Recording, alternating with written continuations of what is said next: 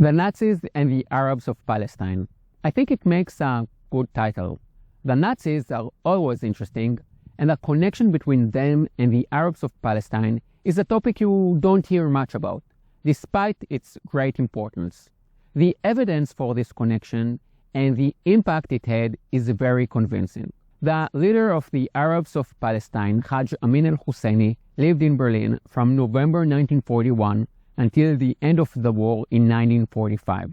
This fact alone is worth noting.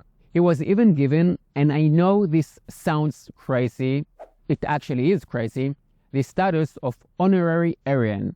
You are originally from an inferior race, but after getting this award, you are part of the master race. Hajj Amin al-Husseini wasn't the only leader of the Arabs in Palestine collaborating with the Nazis. Fawzi el-Kawakji and Hassan Salameh, two more leaders, were there with him, and a few Arab leaders from Iraq. I will be talking about them all, but let's start at the beginning. Initially, the Nazis didn't bother too much with the Arabs and the Muslims. Hitler was obsessed with two other races, the Jews and the Slavs. When talking about the connection between Hitler and the Muslim world, it is important to differentiate between how Hitler viewed Arabs and how he viewed Islam. Hitler did see the Arabs as an inferior race, and he called them half monkeys at least once. However, when it comes to Islam as a religion and a political ideology, Hitler strikes a different tone. He was fond of Islam and saw the similarities between Nazi ideology and Islam. Hitler hated Christianity, as he saw it as a weak religion, and he viewed Islam as a militant, aggressive religion that suits the Germans better. In speeches, Hitler said that the peoples of Islam will always be closer to us than, for example, France. He also said that had Charles Martel not been victorious at Poitiers, this is where Martel defeated the Muslims in France in the 8th century, then we should in all probably have been converted to Mohammedism, Islam, that cult which glorifies the heroism and which opens up the seventh gate of the bold warrior alone. Then the Germanic races would have conquered the world. So Hitler was a fan of Islam rather than of Arabs. And when it comes to his connection with the Arab world, it is important to understand that it was based mostly on common interests, hatred of the Jews and the fight against the British in Europe and the Middle East. Now, a quick side note. Unlike my other videos, at the end of this one, I will be recommending a few books that I refer to when making this video. I also looked at Wikipedia and a page called Relations between Nazi Germany and the Arab World. It says, the cooperative political and military relationships were based on shared hostilities toward common enemies, such as the United Kingdom and France, who held colonies in the Arab world, along with communism and Zionism.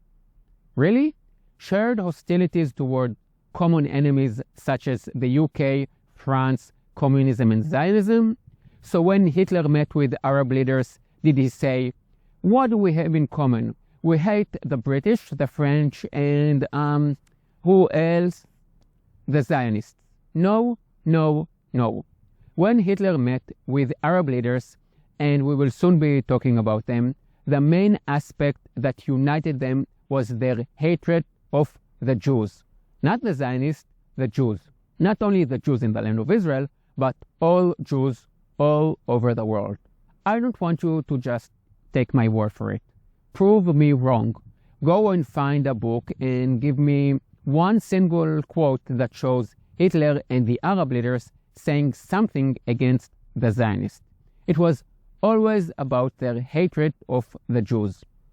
Here are some quotes. The Mufti Hajj Amin al-Husseini said, our fundamental connection for cooperating with Germany was a free hand to eradicate every last Jew from Palestine and the Arab world.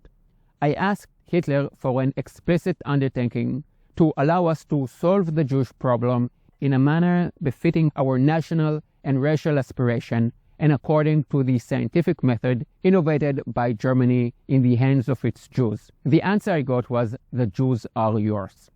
In November 1943, in a speech held in front of Muslims in Berlin, the Mufti said, "Jews are selfish. The Jews are the enemy of Islam. They are the ones who killed the Prophet Muhammad. The Arabs, and especially the Muslims, must expel the Jews from Arab countries. This is the ultimate solution. The Prophet Muhammad used this solution 1300 years ago. Germany never harmed the Muslims and is fighting against our common enemies, the Jews.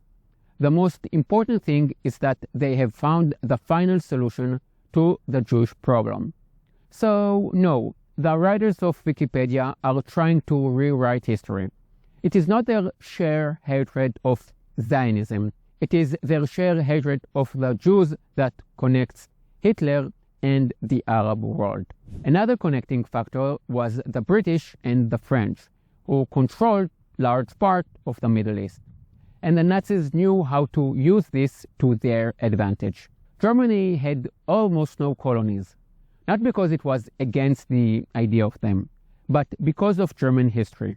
The French and the British had had well-established empires for centuries. The Germans were divided into many kingdoms, and when they united to form an empire in 1870, they had missed the colonial train, and there were very few German colonies. And the interesting thing is that the Nazis used the fact that Germany was not a colonial power to gain popularity among the Arabs.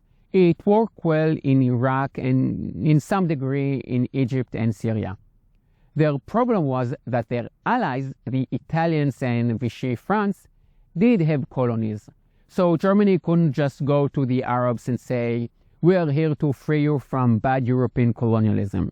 Nevertheless, the Nazis were to some extent responsible for the development of Arab nationalism in Iraq, Syria, and Egypt. This topic deserves its own video because no one is talking about it. But back to the leaders of the Arabs of Palestine and the connection to the Nazis. I will start with the Mufti, Hajj Amin Al-Husseini. As I said at the beginning of this video, he spent most of the war years in Germany. He arrived in Berlin in November 1941. After 3 weeks in Berlin, he met with Hitler. Think about it. November 1941 is when the